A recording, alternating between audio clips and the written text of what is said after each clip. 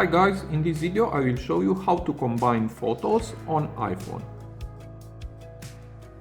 For that, just go to library and here search for shortcuts. Here there is.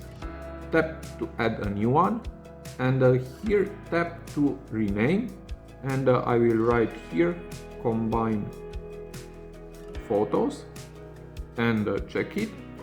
And now here where you have search actions, tap and search for select photos. Here there is. Now tap on it and enable select multiple. Again search actions and type here combine images and here tap on it and select in a grid. And now the last thing, search for save to photos. And that's all. Now tap back and here is the new shortcut. Tap and hold on it and tap on details and here we have add to home screen. Tap on it.